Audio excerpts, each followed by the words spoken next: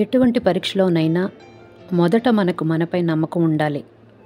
ఎన్ని అడ్డంకులు వచ్చినా వాటిని దాటుకుంటూ తల్లిదండ్రుల ప్రోత్సాహంతో ముందుకు సాగిన మన సూర్యప్రభ గారు, ఆమె చార్టెడ్ అకౌంటెంట్గా మన సిఎంఆర్ సంస్థలో చీఫ్ ఫైనాన్షియల్ ఆఫీసర్గా కొనసాగుతున్నారు.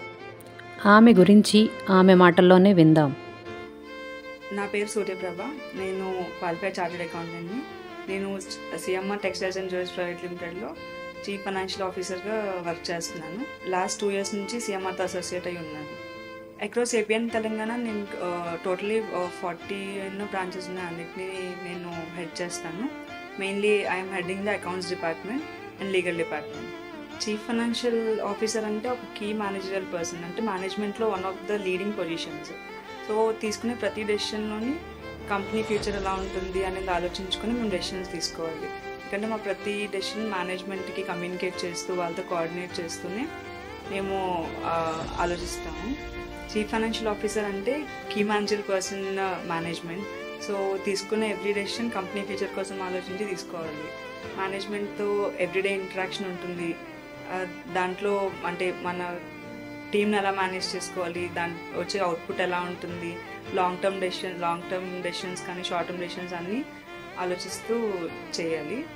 ఐ థింక్ నేను అది డెడికేషన్తో బాగానే చేస్తున్నాను అనుకుంటున్నా. Coming to my personal life, I'm recently married. And అందరికీ తెలుసు వర్కింగ్ ఉమెన్ అంటే వర్క్ లైఫ్ బ్యాలెన్స్ కొంచెం టఫ్ ఉంటుందని. అలానే చాలాసార్లు ఉంటుంది. బట్ నేను యాజ్ ఎ ప్రొఫెషనల్ నా కెరీర్ని అంటే గ్రో చేసుకోవాలని, ఇండిపెండెంట్గా ఉండాలని, అండ్ అలా నా డెడికేషన్తో కంపెనీలో వర్క్ చేస్తున్నాను. మీ అందరికీ తెలుసు సీఏ అనగానే సీఏ చదివారా అని అందరూ అంటుంటారు. ఎందుకంటే ఒక్క సబ్జెక్ట్ పోయినా కూడా టోటలీ 8 subjects ఉంటే అన్నీ రాయాల్సిందే.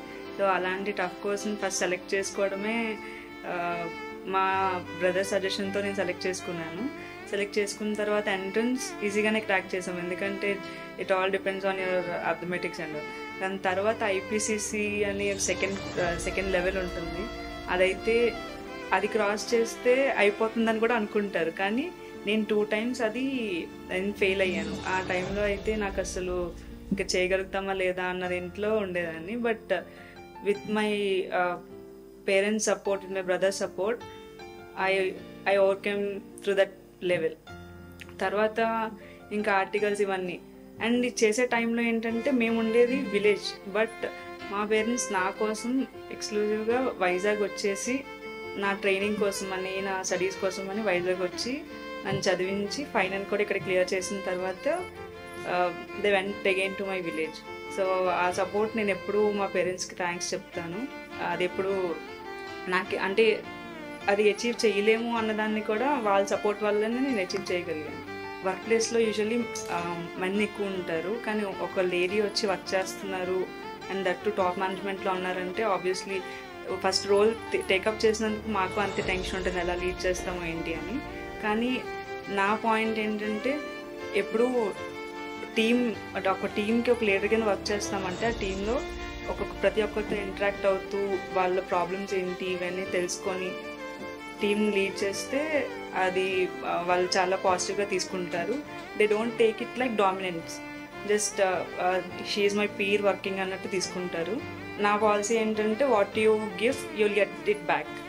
సొసైటీలో మనం యూజువల్గా గర్ల్స్ ఎక్కువ ఫేస్ చేసేది ఎందుకు అమ్మాయికి అంత పెద్ద చదువులు ఇలా అని అందరూ అంటే ఫస్ట్ రిలేటివ్స్ నుంచి స్టార్ట్ చేస్తారు. బట్ ఏంటంటే మీరు లేదు నేను ఇది అచీవ్ చేయగలను అని మీ పేరెంట్స్కి చెప్తూ కన్విన్స్ చేసుకుంటూ మీరు మీ గోల్కి స్టిక్ ఆన్ అయి ఉండాలి. ఒకటేంటంటే be confident, whatever happens let it go and achieve great heights. That's all. ఎంతో కృషి చేస్తే కానీ గెలుపు పొందలేరు. అటువంటి ప్రయత్నంలో తను అనుకున్న లక్ష్యాన్ని చేరుకోగలిగిన సూర్యప్రభ గారికి అభినందనలు తెలుపుతూ మహిళా దినోత్సవ శుభాకాంక్షలు.